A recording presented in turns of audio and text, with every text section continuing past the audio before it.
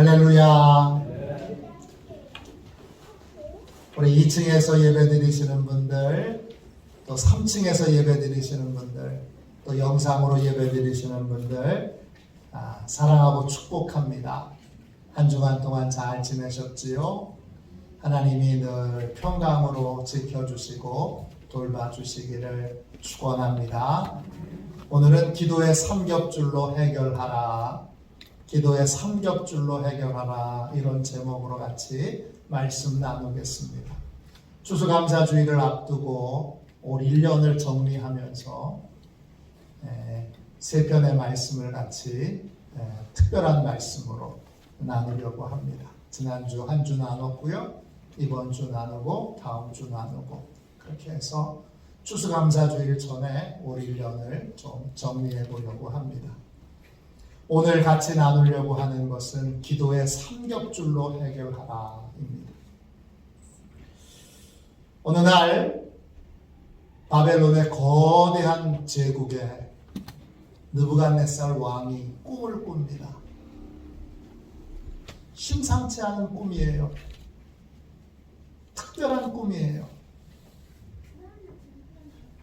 그래서 이 꿈을 바르게 해석해 줄 사람이 필요했습니다. 느부갓네살 왕 주변에는 설득력 있게 말하는 사람들이 많았습니다. 그가 만일 내가 이런 꿈을 꾸었다 말을 하면 주변에 있는 박수와 술객과 점쟁이와 갈대아 술사들이 설득력 있게 그 꿈을 해석해 줄 겁니다. 박수는 무당입니다. 술객은 점치는 사람입니다. 점쟁이는 마술사입니다. 갈대아 술사는 갈대아 지역에서 말 잘하는, 논리적으로 말 잘하는 철학자들입니다. 이들은 저마다 느부갓네살 왕이 꿈의 내용만 말해주면 아주 설득력 있게 해몽을 잘 해줄 사람들입니다. 그런데 느부갓네살 왕의 입장에서는 어떤 게 바른 해몽인지 분별을 할 수가 없습니다. 왜냐? 너무나 말을 잘하기 때문입니다. 그래서 느부갓네살 왕은 꿈을 바르게 해석해 줄 수 있는 사람을 찾기 위해서 자신의 꿈을 말하지 않습니다. 그리고 그 모든 지혜자들에게 이렇게 말합니다. 내가 무슨 꿈을 꿨는지 알아맞혀봐. 꿈의 내용 자체를 알아맞히라고 그렇게 명령을 내립니다. 꿈의 내용을 알아맞히면 선물과 상과 큰 영광을 얻게 될 것입니다. 그러나 아무도 꿈을 알아맞히지 못한다면 왕궁에서 일하는 모든 사람들은 다 처형을 당하게 될 것입니다. 그리고 그들이 살던 집은 다 폐허더미가 되고 말 것입니다. 꿈 자체 내용을 알아맞히라. 이 느부갓네살 왕의 명령은 바벨론의 역사상 단 한 번도 없었던 독특한 명령입니다. 그래서 왕궁에 있던 모든 지혜자들이 단언했습니다. 이 꿈의 내용을 알아맞힐 사람은 단 한 사람도 없습니다. 이 말을 들은 왕이 크게 분노합니다. 왕은 바벨론에 있는 모든 지혜자들을 쳐 죽여라! 그렇게 명령을 내립니다. 왕궁에 있던 모든 사람들이 꼼짝 못하고 죽게 생겼습니다. 하루아침에 죽게 생겼습니다. 우리 인생에도 예기치 못한 위기를 만날 때가 있습니다. 이런 위기를 만날 때 여러분은 어떻게 하십니까? 하나님을 믿는 사람들은 위기를 어떻게 해결할까요? 오늘은 믿음으로 위기를 해결하는 기초적인 원리, 기본적인 원리를 함께 배우도록 하겠습니다. 할렐루야! 위기를 해결하는 믿음의 첫 번째 원리는 무엇입니까? 자신의 크기로 생각하지 말고 하나님의 크기로 생각하라는 것입니다. 꿈의 내용을 알아맞히라 라고 하는 느부갓네살 왕의 명령에 신하들은 이구동성으로 이렇게 대답합니다. 다니엘서 2장 11절입니다. 왕이 부르신 것은 어려운 일이라 육체와 함께 살지 아니하는 신들 외에는 왕 앞에 그것을 보일 자가 없나이다 한지라. 왕궁에 있는 모든 신하들이 왕이 무슨 꿈을 꾸었는지 알아맞힐 사람은 아무도 없습니다. 이렇게 단언을 했습니다. 한 개인의 의견이 아닙니다. 신하들 대부분의 의견입니다. 그들은 자신의 생각이 100% 옳다고 확신했습니다. 혼자의 확신이 아닌 대부분의 확신, 거의 대부분의 100% 확신, 그 확신도 여러분 틀릴 수 있습니다. 꿈의 내용을 아무도 알아맞히지 못한다고 했는데 알아맞힌 사람이 나왔습니다. 누굽니까? 다니엘입니다. 그럼 도대체 다니엘과 다른 신하들은 무슨 차이가 있는 겁니까? 신하들은 자기의 크기로 생각하는 사람들입니다. 자기가 못하면 아무도 못하고 자기가 안 되면 아무도 안 된다고 생각하는 사람들입니다. 이들은 자신의 생각과 자신의 경험에 갇혀 살고 있습니다. 그런데 다니엘은 다릅니다. 다니엘은 전능하신 하나님을 믿고 있습니다. 하나님을 믿는 사람은 자신의 크기로 생각하지 않습니다. 하나님의 크기로 생각합니다. 하나님도 못하실까?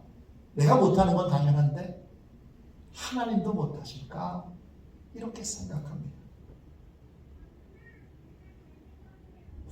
다니엘은 한 번도 누군가의 꿈을 알아맞혀 본 적이 없습니다.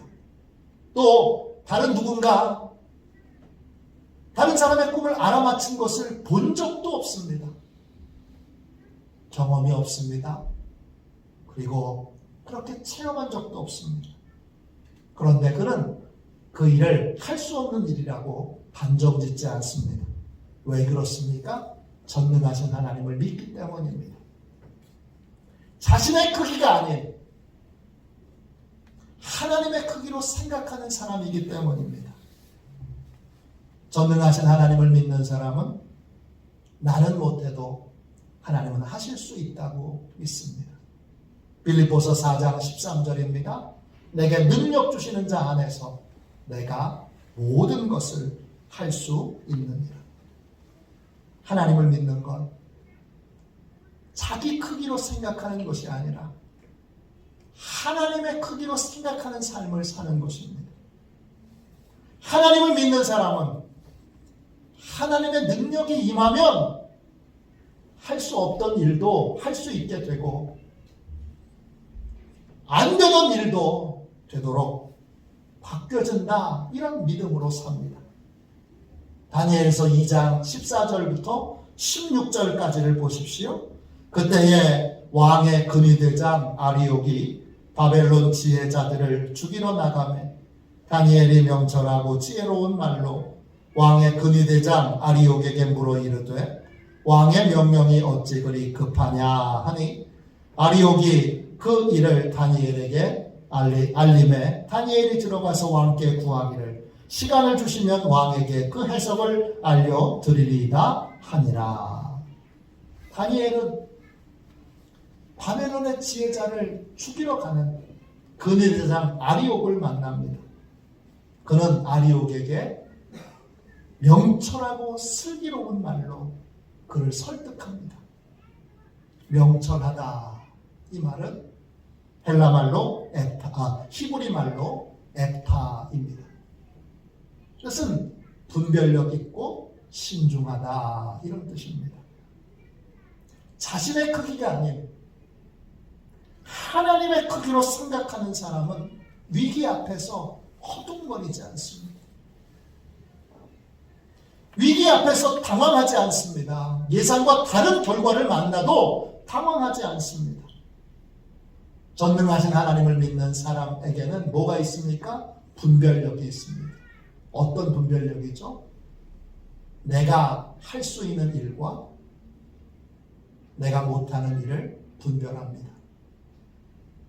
내가 할 수 없는 일은 하나님께 부르짖어 기도하고, 내가 할 수 있는 일은 최선을 다해서 내가 충실하게 합니다. 이 일에 대하여 내가 할 수 있는 일이 뭐고, 하나님이 역사해 주셔야 되는 일이 뭔지, 내가 할 수 있는 일과 할 수 없는 일들을 분별합니다. 이것이 당황하여 갈피를 잡지 못하고 방황하고 있는 바벨론의 다른 신하들과 다니엘의 차이입니다. 다니엘은 명철할 뿐만 아니라 슬기롭습니다. 슬기롭다, 이 말은 히브리어로 테엠입니다. 뜻은 책임감이 있는, 문제라고 느끼지 않는, 이런 뜻입니다. 자신의 크기가 아닌 하나님의 크기로 생각하는 사람은 위기 앞에서 책임을 질 줄 압니다. 어떤 책임이냐? 내가 해야 할 일, 내가 할 수 있는 일에는 최선을 다합니다. 그리고 내가 할 수 없는 일에는 하나님이 하시도록 뭐합니까? 기도에 책임을 집니다.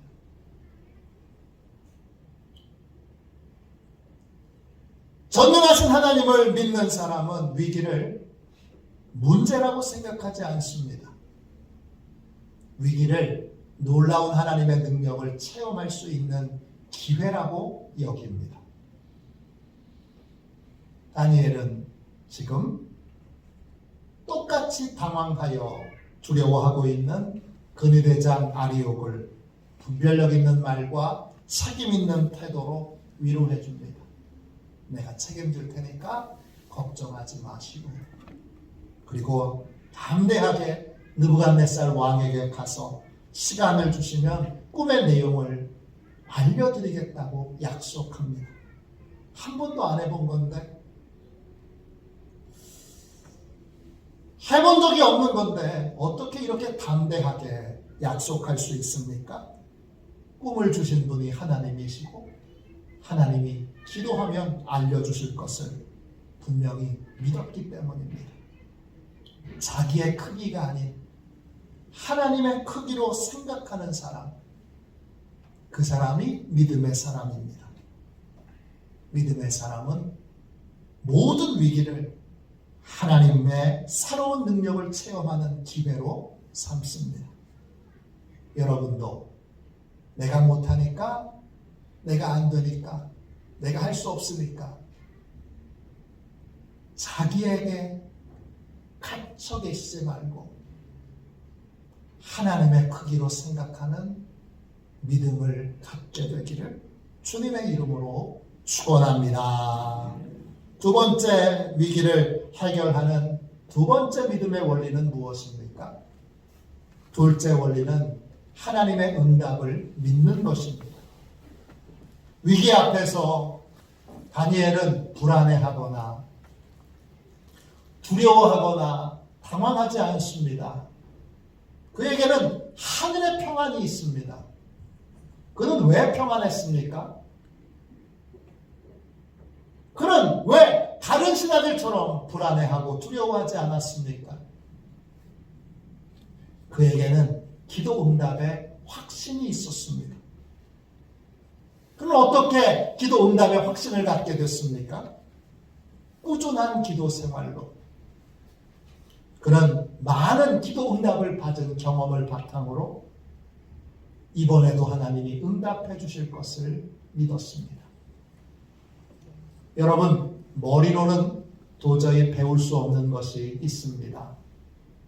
대표적인 것이 스포츠입니다.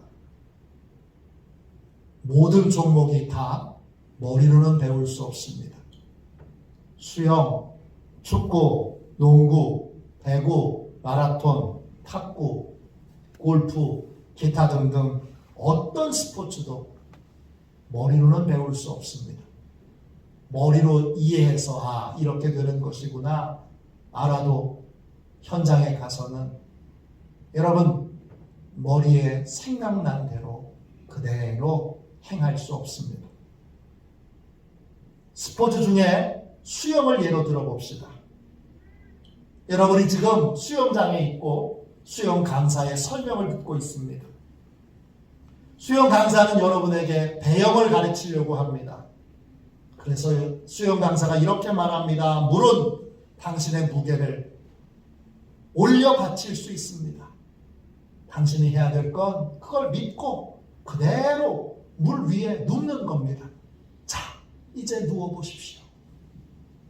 여러분이 벌벌 떨면서 눕기를 불안해합니다. 그럼 수영 강사가 또 말합니다. 근육을 왜 긴장시키십니까? 왜 호흡을 멈추십니까? 물을 믿지 못하십니까? 해군 함정도 물 위에 떠 있습니다. 수천 톤의 배도 물 위에 떠 있습니다. 당신쯤은 정말 아무것도 아닙니다. 수영은 몸을 물 위에 맡겨야 합니다. 몸으로 경험해야 하는 거예요. 몸으로 배워야 하는 거예요. 그래서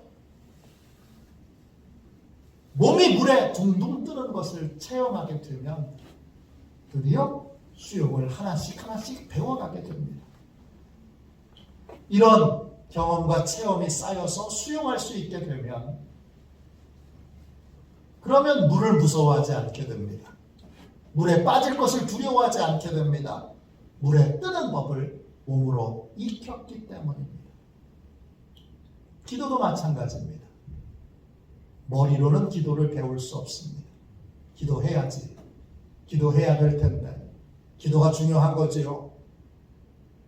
아무리 입으로 떠들어도 수영을 배우기 위해 물속에 뛰어들어야 하는 것처럼 기도의 자리에 앉지 않으면 기도는 배울 수 없습니다. 왜 다니엘이 평안했습니까? 기도를 몸으로 배웠기 때문입니다. 기도는 기도의 자리에서, 기도의 골방에서 배울 수 있습니다. 기도 시간을 지키고, 기도 시간을 견디고, 기도하는 기간을 멈추지 않고 견뎌 이겨낸 사람만이 기도를 배울 수 있습니다. 기도회에 직접 참여하여 부르짖어 기도하고, 새벽 기도를 드리되 그냥 새벽 기도에 앉아있는 것으로 만족하지 않고 계속 기도의 시간을 들여 1시간 기도하고 2시간 기도하고 3시간 기도하는, 그래서 기도의 시간을 기도의 현장에서 늘리고 기도의 현장에서 기도를 계속 뜨겁게 부르짖어 하는 사람만이 기도를 배울 수 있습니다.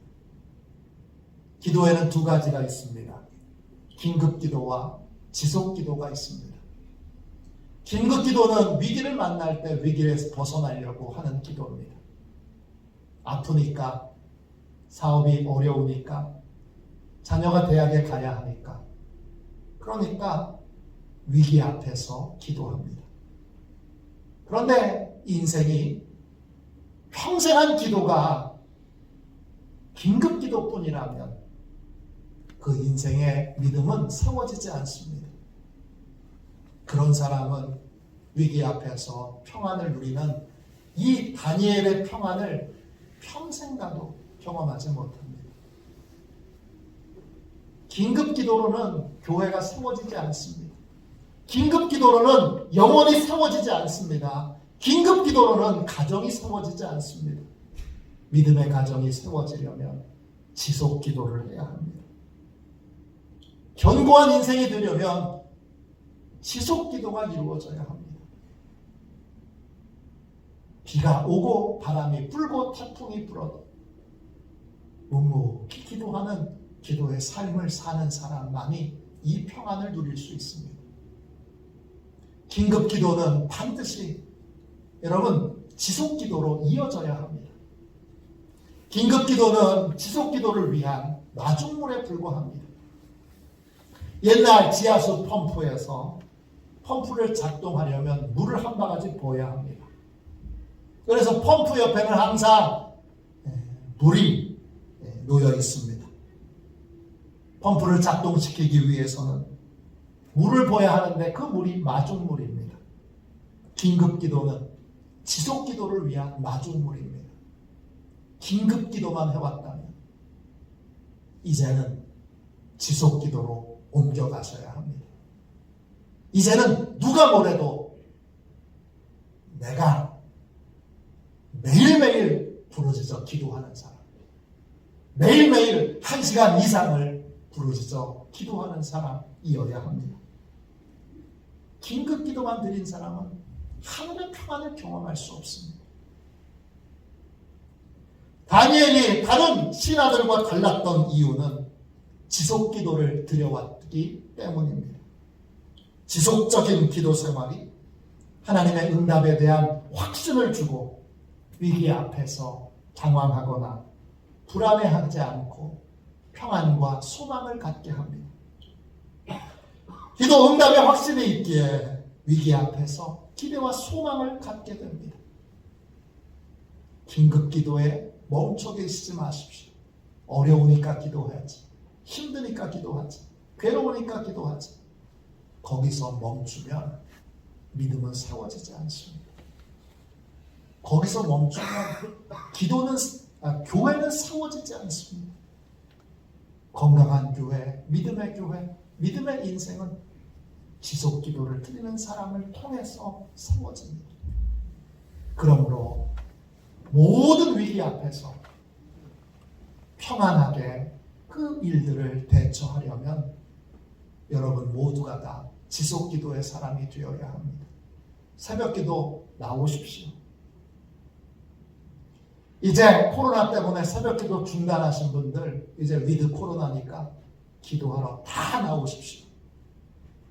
나와서 그냥 목사님 말씀 듣고 새벽 예배 드린 걸로 끝나지 마시고 기도하러 왔잖아요.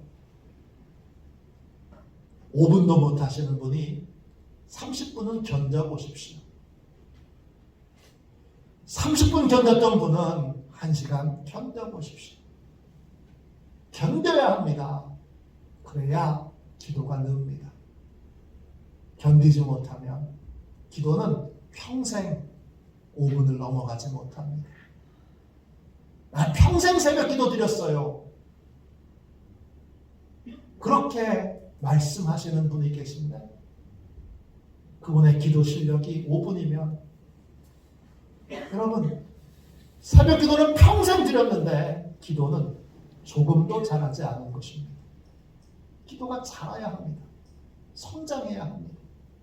그래야 여러분 믿음의 견고한 가문이 이루어지고 믿음이 튼튼한 교회가 이루어지고 그리고 믿음이 튼튼한 믿음의 일꾼들이 세워집니다.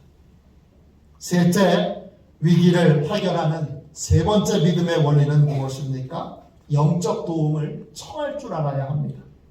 17절 18절 보십시오. 다니엘서 2장 17절 18절입니다. 이에 다니엘이 자기 집으로 돌아가서 그 친구 하나냐와 미사엘과 아사랴에게 그 일을 알리고 하늘에 계신 하나님이 이 은밀한 일에 대하여 불쌍히 여기사 다니엘과 친구들이 바벨론의 다른 지혜자들과 함께 죽임을 당하지 않게 하시기를 그들로 하여금 구하게 하니라. 다니엘은 위기 앞에서 혼자서 문제를 해결하려고 들지 않습니다. 그는 고아가 아닙니다. 그에게는 뭐가 있죠? 기도의 친구들이 있습니다. 그는 기도 친구들에게 기도를 부탁합니다. 그 친구들이 함께 모여서 하나님께 은밀한 일을 알려주시도록 바벨론의 모든 지혜자들이 죽임을 당하지 않도록 하나님이 살려주시도록 부르짖어 기도합니다. 여러분은 어떻습니까? 기도 친구가 있습니까? 여러분은 위기 앞에서 혼자 기도하는 사람입니까? 아니면 기도 친구들이 있어서 기도를 부탁할 수 있는 분입니까? 주님은 우리를 고아와 같이 내버려 두지 않으십니다. 요한복음 14장 18절입니다. 내가 너희를 고아와 같이 버려두지 아니하고 너희에게로 오리라. 여러분은 교회에서 고립되어 계시지는 않습니까? 주님은 고아처럼 혼자서 네 문제는 네가 해결해. 그리고 내버려 두지 않으십니다. 우리에게 성령을 보내주셔서 우리의 길을 인도해 주시고 우리에게 은사와 능력을 부어주십니다. 또 성령님은 우리를 교회로 인도하셔서 믿음의 형제, 믿음의 자매들을 만나게 하십니다. 교회에서 만나는 믿음의 형제, 믿음의 자매는 도대체 누굽니까? 뭐하는 사람들입니까? 나를 위해 기도해주는 기도 친구들입니다. 우리 교회에는 뿌리가 되는 사람들이란 중보기도팀이 있습니다. 코로나가 우리 교회에 준 은총입니다. 현재 25명이 여러분께서 부탁하신 기도의 제목으로 부르짖어 기도하고 있습니다.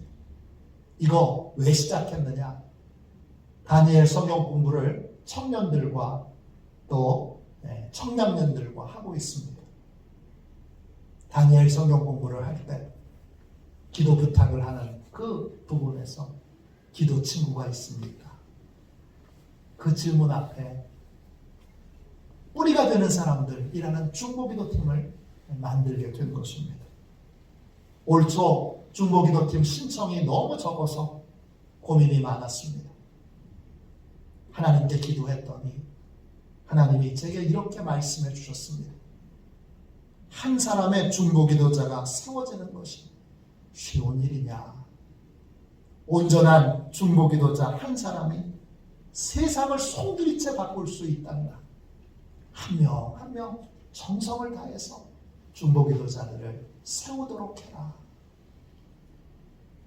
주님이 제게 주신 감동이었습니다. 조급하게 빨리 인원을 채우려고 들지 말고 한 명 한 명 정성을 다해서 중보기도자를 세워라. 이런 감동이었습니다. 좋은 교회는 기도 친구들이 있는 교회입니다. 하나님을 믿는 사람들은 고아처럼 혼자서 문제를 해결하려고 들지 않습니다. 기도 친구들에게 기도 부탁을 합니다. 그래서 함께 부르짖어 기도합니다. 무디 선생님의 전기에 보면 이런 이야기가 나옵니다. 무디 선생님이 어느 지역에 집회를 갔다 돌아오면 할머니 한 분이 꼭 편지를 보냅니다. 편지의 내용은 집회 기간 내내 제가 무디 목사님을 위해 기도했습니다. 이런 내용이에요. 그러면 무디 목사님은 감사합니다. 이렇게 답장을 보내는데 큰 의미를 두지 않았습니다. 그런데 미드웨스트 지역에 집회를 가게 됐는데 그 집회 내내 무디 목사님의 마음에 성령님이 함께 하신다는 생각이 안 듭니다. 집회 내내 무디 목사님이 탈배감에 젖어 있습니다. 그리고 계속 말씀을 전하는데 너무나 힘이 듭니다. 집회가 끝났는데 한 가지 달라진 점이 있습니다. 할머니의 편지가 오질 않습니다. 그때 깨달았습니다. 할머니에게 무슨 일이 있나. 그리고는 전화를 드렸습니다. 그랬더니 할머니께서 너무 아프셔서 무디 선생님을 위해 기도하지 못했다고 미안하다고 고백합니다. 그때 기도를 받고 그 전화를 끊고 무디 선생님은 그 자리에 무릎을 꿇고 통곡하면서 회개합니다. 할머니의 중보기도를 소중히 여기지 못했던 자신의 어리석음을 회개했습니다. 무디 선생님, 미국을 복음화시킨 사람이라고 불려져요. 이 무디 선생님의 집회에 성령 충만함이 임하느냐 임하지 않느냐는 중보기도 했던 할머니 한 분의 기도에 달려 있었던 것입니다. 위대한 전도자 찰스 피니, 이 찰스 피니에게는 데니엘 내쉬라고 하는 중보기도자가 있었습니다. 집회가 시작되면 내쉬는 미리 먼저 가서 숙소를 잡고 며칠 전부터 금식 기도를 하면서 집회를 준비하고 집회 내내 금식 기도를 하면서 찰스 피니 목사님에게 성령의 역사가 임하도록 기도했습니다. 그 결과 피니 목사님의 집회는 놀라운 성령의 역사가 늘 있었습니다. 나중에 데니엘 내쉬가 죽자 더 이상 찰스 피니를 위해서 중보기도 해주는 사람이 없었습니다. 그러자 피니는 더 이상 순회 전도 집회를 할 수 없는 사람이 되었고 한 지역의 교구 목사로 나머지 생애를 마치게 됩니다. 어느 집사님께서 중보기도팀에 들어가셨습니다. 목사님께서 마침 집회를 나가시게 돼서 중보기도를 부탁해서 이 집사님이 시간이 되어 그 시간에 중보기도를 시작하면서 하나님께 이렇게 기도를 드렸습니다. 하나님, 제 기도가 목사님의 집회에 어떤 영향을 미치는지 확인하고 싶습니다. 주님, 기도의 능력을 확인시켜 주세요. 그날 집사님은 온몸에 땀을 흘리면서 목이 쉬도록 필사적으로 기도합니다. 그러자 집회를 인도하시는 목사님, 잠겼던 목이 풀리고 꾸벅꾸벅 졸던 성도들이 한 명도 졸지 않고 초롱초롱 눈을 뜨고 말씀을 듣습니다. 그리고 그곳에 성령의 강한 역사가 있어 회개와 치유와 또 새로운 헌신을 결단하는 큰 부흥이 있게 됩니다. 그 후 목사님이 집사님의 이야기를 듣고 자신의 그날 그 집회에서 있었던 일들을 알려줍니다. 그러자 집사님이 이렇게 고백합니다. 이제부터는 확실하게 중보기도의 능력을 믿겠습니다. 하나님을 믿는 사람은 기도의 능력을 믿어 혼자 기도하지 않습니다. 기도를 부탁합니다. 좋은 교회는 기도하는 친구들이 있는 교회입니다. 기도 부탁을 받으면 함께 부르짖어 기도해 줄 수 있는 기도 친구가 있는 교회, 그 교회가 좋은 교회입니다. 이런 교회가 성도들을 위기에서 탈출시키는 교회고 성도들의 문제를 해결해 주는 교회입니다. 여러분, 우리 교회가 그런 교회가 되어야 합니다. 네 번째, 위기를 탈출하는, 위기를 해결하는 믿음의 원리. 네 번째 원리는 무엇입니까? 마지막 원리입니다. 먼저 기도로 섬기는 삶을 사는 것입니다. 다니엘은 긴급하게 기도해야 되는데 새 친구들에게 아무 부담 없이, 아무 걱정 없이 기도 부탁을 합니다. 새 친구들이 바쁠 수도 있고 다른 스케줄이 있을 수도 있는데 다니엘은 아무 걱정 없이 기도해야 되니까 모여라! 그렇게 말하고 기도 부탁을 합니다. 어떻게 이렇게 편안하게 기도 부탁을 할 수 있습니까? 어떻게 이렇게 기도 부탁을 하는데 어려움이 없습니까? 이전에 다니엘이 먼저 새 친구들을 위해서 간절히 기도해 주었던 경험들이 다 있었기 때문입니다. 먼저 심었기 때문에 기도해 달라고 부탁을 할 수 있었던 것입니다. 갑작스러운 기도 부탁을 쉽게 하려면 내가 먼저 기도해 주는 삶을 살고 있어야 합니다. 주님께서 말씀하신 황금률이 기도 부분에도 그대로 적용됩니다. 마태복음 7장 12절입니다. 그러므로 무엇이든지 남에게 대접을 받고자 하는 대로 너희도 먼저 대접하라. 이것이 율법이요 선지자니라. 편안하게 기도 부탁을 하려면 내가 먼저 기도하는 삶을, 기도해주는 삶을 살고 있어야 합니다. 위기를 하나님의 능력을 체험하는 기회로 삼으려면 서로 기도해주는 기도의 삼겹줄로 묶여 있어야 합니다. 교회에서 절대 고립되지 마십시오.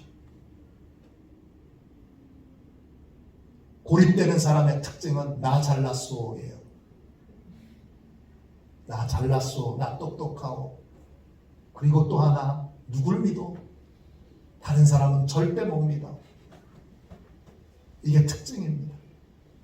고립되지 마십시오.